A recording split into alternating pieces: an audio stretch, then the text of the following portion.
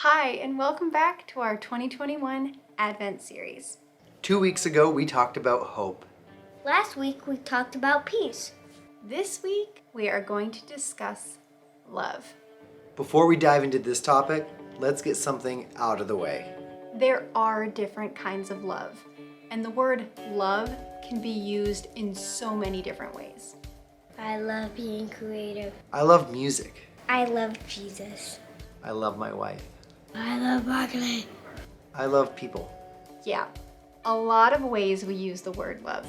But during this time of Advent, we're just going to look more specifically at the love that God shows us in the coming of Jesus. And to do that, we're actually going to journey to the beginning of the Bible, to the book of Genesis. That's where God created the world and everything in it, including the first people. And God put man into the garden, and he gave them a command. It was to rule, to subdue, and to have dominion over his creation. When we think of words like subdue, to have dominion over, we tend to think of that as like a ruling kind of dictator, to have this lordly authority over these lower subjects. But that isn't at all how we see it played out. Adam rules by serving. He takes care of the land and all of God's creation. Ruling looks more like serving than controlling. In 1 Corinthians, Paul refers to Jesus as the second Adam.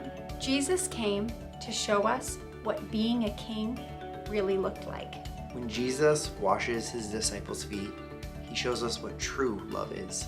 Jesus even tells his disciples to love others the same way that he has loved them, by serving.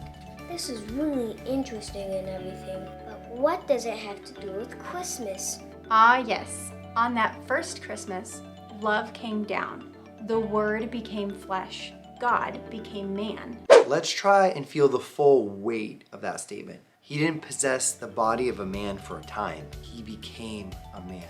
He left his throne in heaven, Stepped down into time. And became a man. This is love. That while we were still sinners, Christ died for us. Jesus tells us that there is no greater love than to lay down your life for a friend.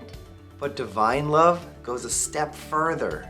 We were enemies of God when he laid down his life. We weren't deserving, but that's what true love does. In one of the most quoted verses in the whole Bible, we hear that God loved the world so much that he sent his son. Those who believe in him are given eternal life. In the book of John, Jesus says that this is eternal life. That we know God and that we know Jesus, whom he sent. Not only does divine love pay the highest price, Jesus' own life. But he does it for undeserving people. and he does this to give us the greatest gift. The gift of knowing God. The greatest possible love gives the greatest possible gift. Jesus. When Jesus tells the story of the prodigal son, he describes a father whose son has gone wayward. When his son returns home, the father runs to him, hugs him, kisses him, puts the best robe on him, puts a ring on his finger and shoes on his feet, and then he throws a huge party. And no one is twisting this father's arm.